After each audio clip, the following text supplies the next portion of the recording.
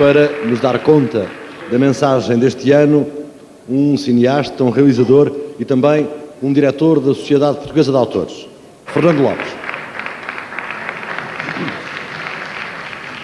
Profético nome, Luz, Lumière em francês. E assim, há 100 anos, nasceu o cinema. Luz e sombra em movimento. Registro de patente, cinematógrafo. Uma invenção sem futuro, diriam céticos os irmãos Lumière, os mesmos que ao meio-dia de 19 de março de 1895 registavam em celuloide o primeiro filme da história do cinema, a saída dos operários das fábricas Lumière.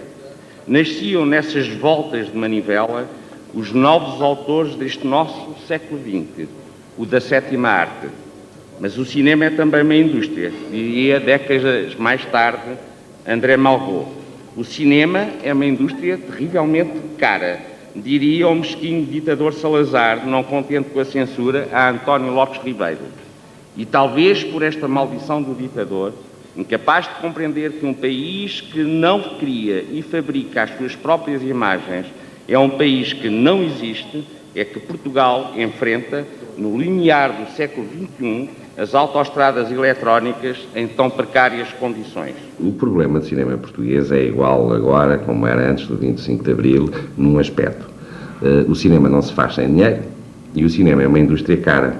O Dr. Salazar dizia mesmo que era uma indústria terrivelmente cara e por isso nunca se interessou muito por ela. E esse é talvez um dos grandes problemas que nós temos no cinema português, vem daí, vem da base. Nós esquecemos sempre muitos dos problemas que nós enfrentamos, e não só no cinema, vem muito de trás. E isto porquê? Porque nos anos 40, dos anos 30 aos anos 50, devia-se ter instaurado verdadeiramente uma indústria de cinema em Portugal, coisa que nunca chegou a existir completamente. Existiu um arremedo de indústria de cinema em Portugal que sobreviveu razoavelmente durante o tempo da Segunda Guerra Mundial, visto que havia mais consumo de filmes nacionais, porque por motivo da própria guerra muitos filmes não chegavam aqui e não havia a televisão. E agora que estamos no limiar de um novo ano, Fernando Lopes, o que é que você acha mais para desejar em 74? Cinema português. Eu não falei quase propositadamente em matéria de cinema português em relação ao 73, porque no fundo estreou-se uma fita que foi do António Pedro. Como estamos todos aqui um bocado em família, dentro da mesma casa, não vou dizer muito o que é que penso da fita, até porque já disse noutros lados. Mas penso bem. Só penso é que foi pena que se tivesse estreado uma só. Até porque há outras fitas que estão prontas, mas eu suponho que os meus colegas já falaram nisso, que não se estrearam, enfim, aquelas coisas habituais com o cinema português e com a distribuição dos filmes portugueses. Mas parece-me importante, em relação ao 74, deixar aqui bem marcado que 74 é um ano que pode ser, não é decisivo, porque a gente costuma dizer isto em Portugal, mas é um ano de grande responsabilidade porque finalmente o Instituto Português de Cinema está a funcionar, há um conselho de cinema, composto por muita gente, entre eles inclusivamente cineastas, portanto com particulares responsabilidades, e há muitos pedidos para fitas portuguesas.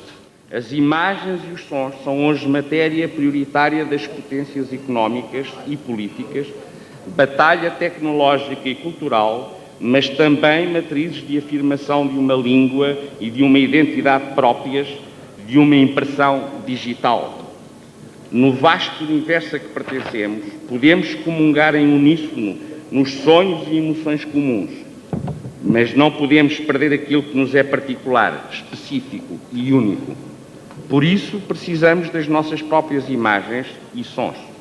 Em português do Brasil, de Cabo Verde, da Guiné-Bissau, de São Tomé e Príncipe, de Angola, de Moçambique, de Macau e de Timor.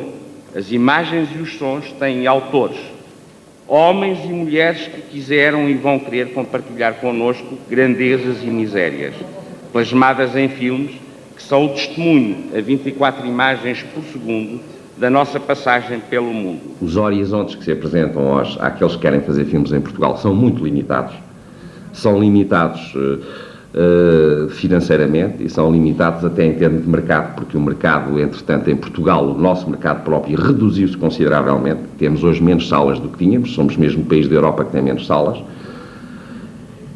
E as únicas saídas possíveis, do meu ponto de vista, são uma maior colaboração entre o cinema e a televisão, porque é a televisão que pode constituir um ecrã de alternativa e que permite, evidentemente, um contacto imediato com uma camada de público muito vasta, e finalmente toda a gente faz um filme, quer que o filme seja visto, ou gosta pelo menos que ele seja visto e discutido, ou uma boa inserção do cinema português, pelo menos na zona regional a que ele pertence, desde a Espanha até à França, digamos assim, portanto no conjunto da Europa de que fazemos parte, e isso pressupõe que Portugal tenha uma política muito dinâmica de coproduções. Bom, são estes dois grandes veios, estas duas grandes linhas, que eu penso que já toda a gente tem consciência delas, mas que não têm sido prosseguidas com o dinamismo que seria necessário. Porque eu acho que Portugal não pode passar sem uma indústria de cinema à sua medida, à sua altura. Não podemos permitir, porque seria mau, seria limitativo, que a indústria das imagens em Portugal se faça só através da televisão, da pública ou da privada que vem aí. No fundo, era interessante que daqui a um ano a gente estivesse aqui e que se estivesse a dizer que o que foi importante em 74 foi o cinema português. De Griffith, pai de todos os cineastas, a Oliveira, Manuel, passado e presente do cinema português, as imagens têm sempre o mesmo fim: dar a ver a quem as faz e dar a ver a quem as recebe. Autor é aquele que pode dizer modestamente: chamo-me John Ford e faço westerns. Mas é também o esquecido artesão que nos fez rir, chorar ou sonhar. Bem-vindas as autoestradas eletrónicas e a proliferação das imagens e dos sons, para que de A de Abel Gance a Z de Zhang e Mu e de todos os A a Z a vir, possamos mergulhar em novos mundos. Para que isto aconteça, é preciso que todos, demiurgos e artesãos, sejam defendidos da constante expoliação dos seus legítimos direitos, mesmo se estão formalmente protegidos por leis e constituições. E é para isso que existem as sociedades de autores. E é para isso que em Portugal existe a SPA. Há, porém, ameaças graves aqui e agora. Saberemos responder com a luta, com a solidariedade organizada, mas também com as novas imagens e os novos sonhos a que vamos dar corpo e alma, como fizeram os irmãos Lumière naquele longínquo 19 de março de 1895. E permitem-me apenas um acrescento rosseliniano: que viva o cinema! Obrigado.